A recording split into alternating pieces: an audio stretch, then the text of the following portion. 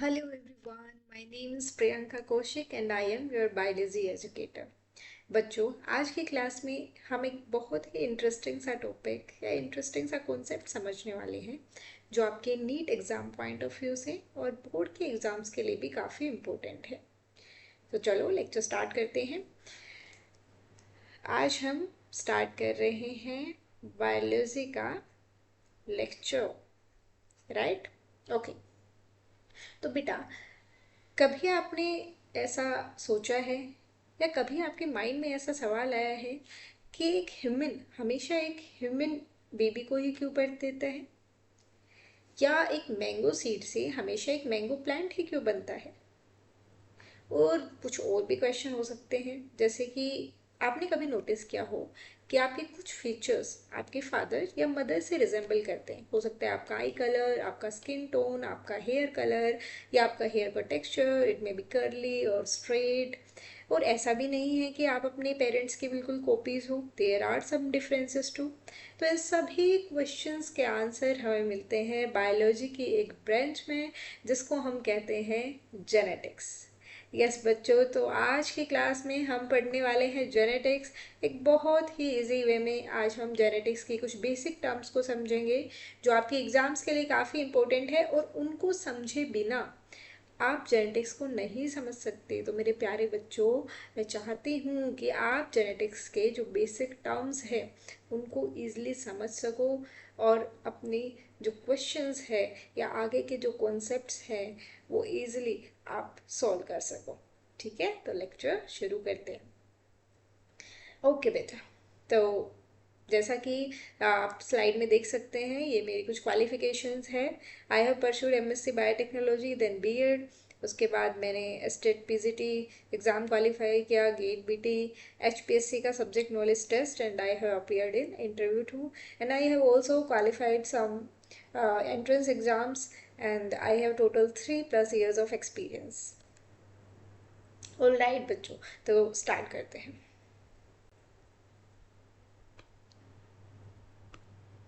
Okay, let's take new slide. Okay बेटा, जब भी आप कुछ पढ़ते हैं तो आपके माइंड में एक क्वेश्चन आना चाहिए कि हम क्यों पढ़ रहे हैं। Why are we studying genetics? तो ये मैंने आपको ऑलरेडी बता दिया है कि हम क्यों पढ़ रहे हैं जेनेटिक्स, क्योंकि हमें कुछ क्वेश्चंस के आंसर फाइंड आउट करने हैं। That why do we resemble like our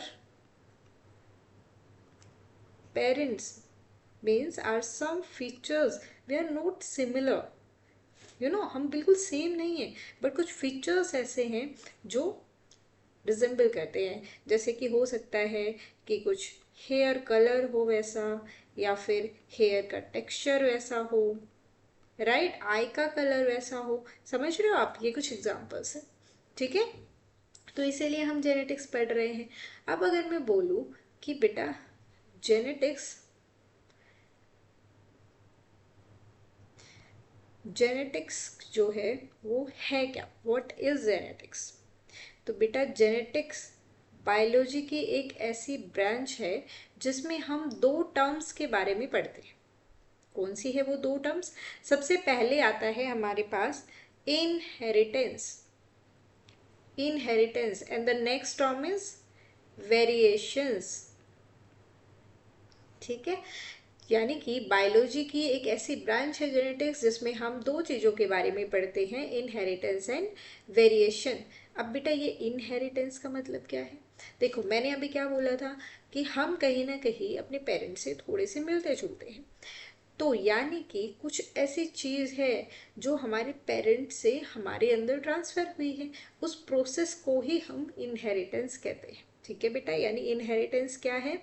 it is the process, it is the process by which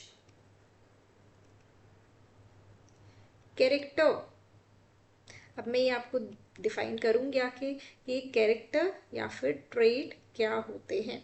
trait passes from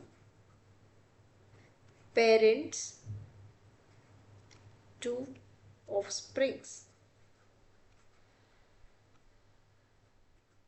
और we can say from one generation to next generation. अब आता है variation. अब देखो ऐसा भी नहीं है कि हम बिल्कुल कॉपी से अपने पेरेंट की, तो there are some differences. Variation का मतलब ये क्या है कि कुछ डिफरेंस है, ठीक है, बिल्कुल सेम नहीं है। तो हम लिख सकते हैं कि degree of difference, degree of difference through which progeny, progeny का मतलब क्या है, जो पेरेंट है और उसके जो नेक्स्ट जनरेशन जो उसके बच्चे हैं वो है progeny, differs from his parents, differs from his parents, his और हर पेरेंट्स वी कैन से। और अगर आपने देखा हो तो आपके जो सिबलिंग्स हैं, आपके भाई या बहन है, वो भी ऐसा तो नहीं है कि बिल्कुल कॉपीज है, सबके आप सेम पेरेंट्स के बच्चे हैं, राइट। ट्विंस की बात हम नहीं कर रहे हैं यहाँ पे, लेकिन जो बच्चे हैं बेटा वो थोड़ी बहुत सिमिलरिटीज दिख सकती है, बट डिफरेंसेस है, तो उन्हीं को हम क्या कह रहे हैं, वेरिएशन। ठीक है, यहाँ पे बेटा एक टर्म और आती है जिसको हम कहते हैं हेरिडिटी। क्या बोलते हैं बच्चे, हेरिडिटी। तो हेरिडिटी का मतलब यही है transfer of character from parents to offspring, और जो प्रोसेस है उसको हम इनहेरिटेंस कह रहे हैं, समझे बच्चे।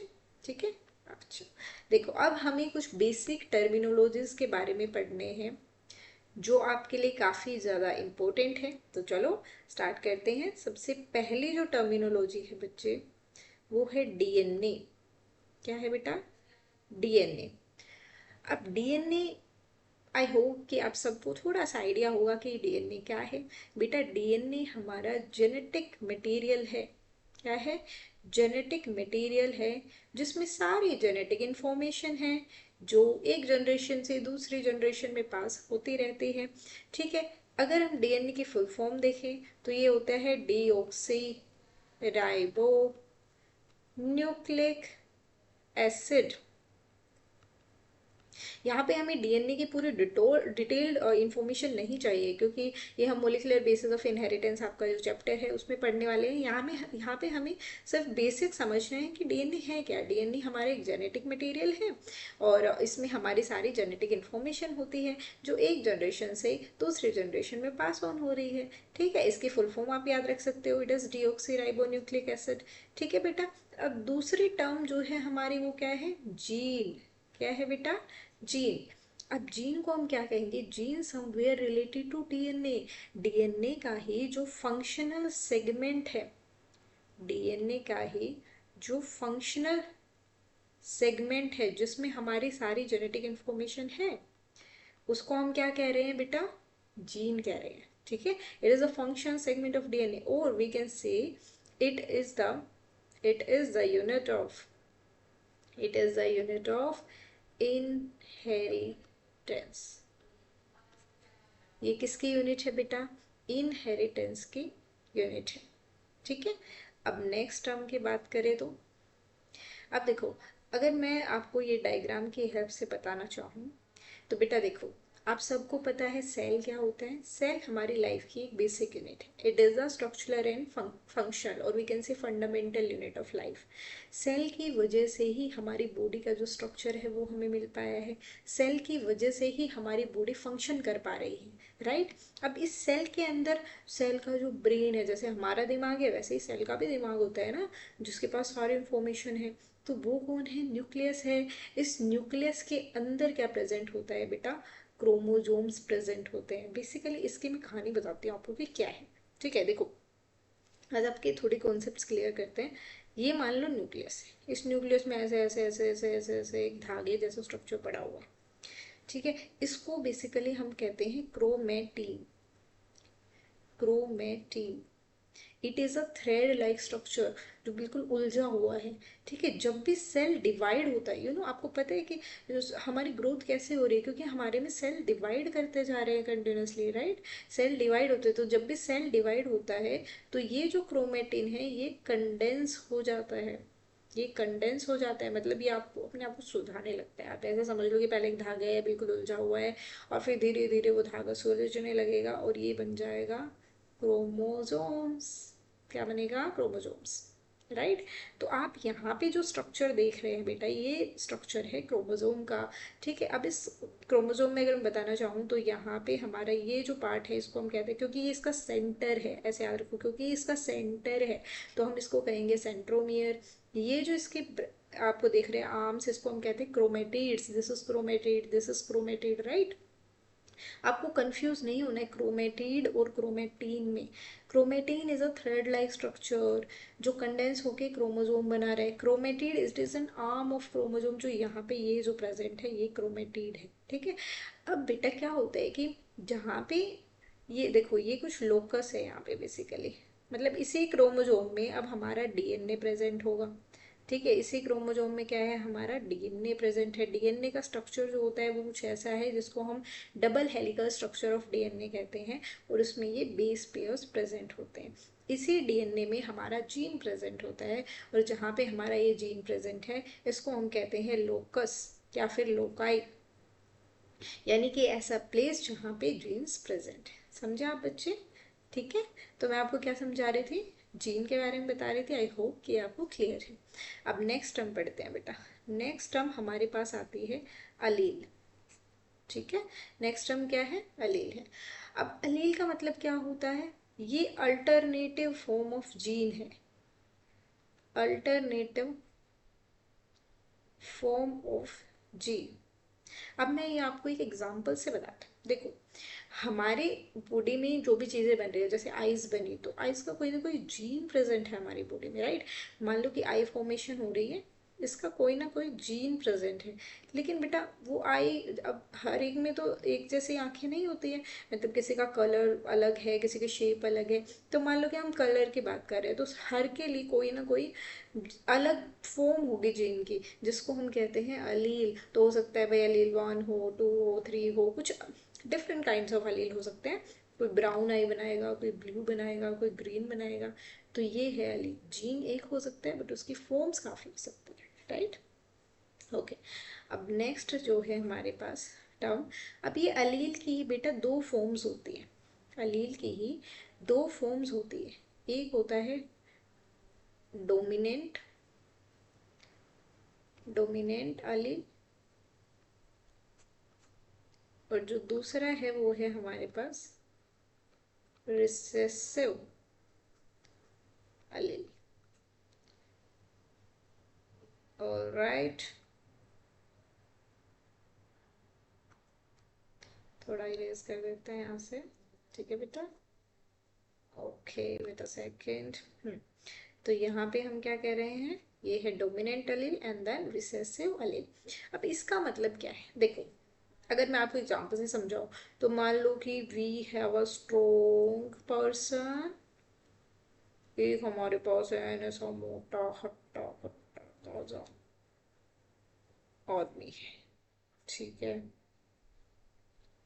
और दूसरा हमारे पास ऐसा एक बेचारा पतला सा, जिसकी टांगे हाथ पैर ऐसे बिल्कुल पतले पतले हैं। तो आप ये बताओ कि इन दोनों में से कौन जीतेगा, ये बड़े वाला जीतेगा कि छोटे वाला? Obviously this one, right. तो ये समझ लो कि ये डोमिनेंट है और ये रिसेसिव है। यानी कि डोमिनेंट एलील ऐसा होता है जो अपने आप को एक्सप्रेस करता रहता है, इट एक्सप्रेसेस इटसेल्फ। और रिसेसिव का जो एक्सप्रेशन है उसको दबा देता है, suppresses expression of recessive allele. समझे आप? ठीक है। तो यानी कि डोमिनेंट एलील क्या है, एक ऐसा एलील जो अपने आप को एक्सप्रेस करता है, अपने एक्सप्रेशन को ही शो करता है कि मैं बड़ा हूँ भाई, ठीक है, ये मेरा काम है, मैं ही करूँगा। रिसेसिव एलील के जो suppressed by, it is suppressed by dominant allele। अब इसका एक एग्जांपल लेते हैं। देखो बेटा, ये आप आगे समझोगे धीरे धीरे जो मैं अब लिखने जा रही हूँ। देखो, हमारी जो जेनेटिक इंफॉर्मेशन है वो अलील्स के फॉर्म में स्टोर होती है, जीन्स के फॉर्म में स्टोर होती है। तो उसको लिखने का एक तरीका होता है, मतलब उसको हम जेनेटिक मेकअप कहते हैं बेसिकली। तो यहाँ पे मैं एक एग्जांपल लिख रही हूँ। मतलब अगर हम जेनेटिक्स में टोल लिखना चाहेंगे तो उसका जेनेटिक मेकअप क्या होगा, तो उसको लिखने के दो तरीके हैं हमारे पास। या तो हम उसको लिखेंगे कैपिटल टी, कैपिटल टी, या हम उसको लिखेंगे कैपिटल टी स्मॉल टी। ठीक है। ये दोनों क्योंकि कैपिटल्स है तो ऑब्वियसली आप ये मानो कि ये दोनों क्योंकि बड़े हैं कैपिटल्स में है तो ये टोल ही बनाएंगे। इसमें क्या है, इसमें तो कंफ्यूजन है भाई कि टोल बनेगा कि टॉप बनेगा, क्योंकि एक कैपिटल टी है एक स्मॉल टी है। अब यहाँ पे भी बेटा रिजल्ट आएगा टोल। लेकिन क्यों आया, यहीं पे तो कॉन्सेप्ट लगा है डोमिनेंट और रिसेसिव का, क्योंकि ये है स्ट्रोंग वाला बंदा, ये है बेचारा कमजोर, तो ये इसको एक्सप्रेस नहीं होने देगा और खुद हो जाएगा, इसीलिए ये बना टोल। अगर मैं आपको एक एग्जांपल और दूँ तो उसमें बताना कि क्या बनेगा। ये स्मॉल टी है ये स्मॉल टी है, तो अब बताओ। यस, अब बनेगा ये छोटा, शॉर्ट, लेकिन यहाँ पे हम बेटा शॉर्ट नहीं लिखेंगे, जेनेटिक्स में हम इसको लिखते हैं ड्वार्फ। क्या लिखते हैं, ड्वार्फ। समझे आप, ठीक है। नेक्स्ट, ये मैंने आपको समझा दिया है। अब देखो, क्रोमोसोम के बारे में मैंने आपको बताया। अब यहाँ पे एक टर्म है होमोलोगस क्रोमोसोम। देखो होमो का मतलब क्या होता है, होमो मतलब आप वन भी बोल सकते हो, ठीक है। होमो का मतलब एक होता है, मतलब कि जैसे जो एक क्रोमोसोम है वो आपका आया वन, मतलब जो पेयर है हाफ पेयर जो आपके पास टोटल कितने क्रोमोसोम होते हैं, 23 पेयर ऑफ क्रोमोसोम होते हैं, ठीक है। तो 23 पेयर्स में से जैसे 46 क्रोमोसोम है यानी टोटल, राइट। तो 23 क्रोमोसोम्स आपके आपके फादर से आ रहे हैं, 23 आपकी मदर से आ रहे हैं। तो जो एक ये क्रोमोसोम है आपके फादर से आया, ठीक है, और एक आया मदर से, तो उसी को हम कह रहे हैं होमोलोगस क्रोमोसोम, ठीक है बेटा। चलो नेक्स्ट। अब नेक्स्ट हमें टर्मिनोलॉजी क्या समझनी है, नेक्स्ट हमें जो टर्मिनोलॉजी समझनी है वो अलील्स के बारे में ही है, जो है homozygous allele, homozygous allele and one is heterozygous, heterozygous allele. अब हमने जैसे डोमिनेंट और रिसेसिव का केस पढ़ा था, तो होमो का मतलब आप सेम भी बोल सकते हो या एक बोल सकते हो, ठीक है। होमो मतलब सेम या फिर वन। तो होमो जाएगा सलील में क्या है, जैसे अभी मैंने टोल का एग्जांपल लिया था, तो इसमें क्या होगा कि जो पेयर है, पेयर ऑफ अलील वो सेम रहेगा। जैसे कैपिटल टी ये सेम है, स्मॉल टी ये सेम है। तो आप हेट्रोजाइगस का एग्जांपल दो। Yes, capital T small T. और हमेशा याद रखना कि हेट्रोजाइगस कंडीशन में ही डोमिनेंट अपने आप को एक्सप्रेस करवा पाता है और जो रिसेसिव एलील है उसके एक्सप्रेशन को सप्रेस कर देता है, ठीक है बेटा। This is homozygous and heterozygous allele, ये आप यहाँ से समझ सकते हैं। जैसे कि इन्होंने एग्जाम्पल ले लिया, जैसे मैंने कैपिटल टी स्मॉल टी लिखा वैसे ही है ये कैपिटल ए स्मॉल ए। तो हेट्रोजाइगस क्योंकि डिफरेंट होने चाहिए, दोनों अलग अलग होने चाहिए। आप देख रहे हो ये कलर से शो कर रहा है कि यहाँ पे कैपिटल ए है, ये स्मॉल ए है, ये स्मॉल ए है, ये कैपिटल ए है, तो दोनों अलग है ना, ठीक है।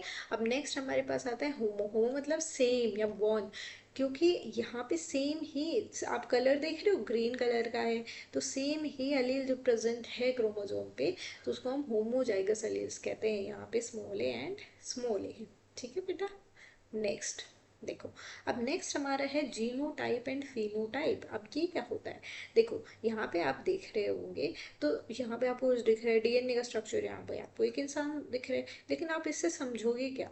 देखो जीनोटाइप, जीनोटाइप, अब जीनोटाइप जो है यहाँ पे आपको दिख रहा है जीन से कुछ रिलेटेड है, यानी कि जेनेटिक मेकअप से ये रिलेटेड है। अब इसका मतलब क्या है, अब पहले आप फिनोटाइप समझो तब आपको इजीली समझ में आ जाएगा। देखो यहाँ पे आपको एक ह्यूमन बीइंग दिख रहा है, राइट, यहाँ पे आपको एक मैन दिख रहा है, तो अब हमें इजली ऑब्जर्वेबल है कि कैसा है, यानी टोल है ना, फेयर है, या कैसा कलर है, कैसा दिख रहा है।